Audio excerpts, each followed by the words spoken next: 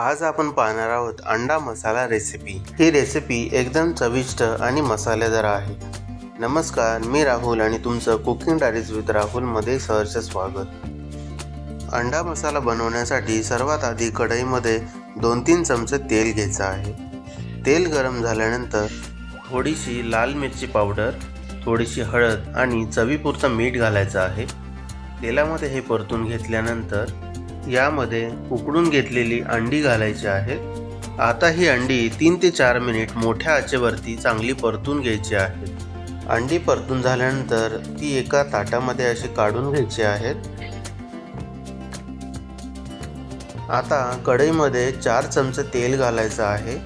तेल गरम झाल्यानंतर त्यामध्ये 2 वेलची, थोडीशी दालचिनी, 1 तमालपत्र, 1 चमचा जिरा हे सर्व घालून 1 मिनिटासाठी तेलामध्ये परतून घ्यायचं आहे।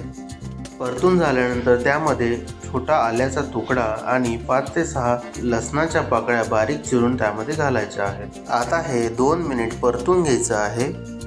2 मिनिटानंतर त्यामध्ये अर्धा चमचा काळी मिरी पावडर घालायची आहे आणि 2 कांदे बारीक चिरून घालायचे आहेत। आता कांद्याला हलकासा सोनेरी कलर येईपर्यंत परतून घ्यायचा आहे। आता चवीपुरतं मीठ घालून 1 मिनिट परतून घ्यायचं आहे। परतून घेतल्यानंतर इथे 1 टोमॅटो बारीक चिरून घालायचा आहे। त्यासोबत 1 चमचा लाल मिरची पावडर घालायची आहे। इथे तुम्ही घरचं लाल तिखट सुद्धा वापरू शकता। आता अर्धा चमचा गरम मसाला घालून 2 मिनिटासाठी व्यवस्थित परतून घ्यायचं आहे। 2 मिनिटानंतर थोडंसं पाणी घालायचं आहे। पाणी चांगलं मिक्स केल्यानंतर झाकण लावून 10 मिनिटासाठी शिजून द्यायचं आहे। 10 मिनिटानंतर तुम्ही इथे पाहू शकता मिश्रण चांगल्या प्रकारे शिजलेलं आहे।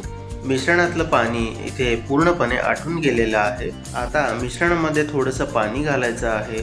तुम्ही तुमच्या गरजेनुसार पाणी कमी जास्त करू शकता। तुम्हाला जर ग्रेव्ही आवडत असेल तर तुम्ही हे मिश्रण थंड करून मिक्सरला वाटून त्याची ग्रेव्ही बनवू शकता।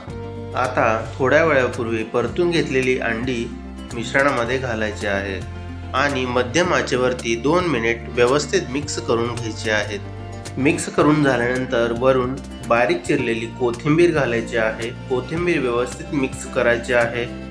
इथे आपली अंडा मसाला रेसिपी तयार आहे। गरमागरम आता आपण सर्व करूयात। तुम्हाला ही रेसिपी आवडली असेल तर कमेंट करून नक्की सांगा।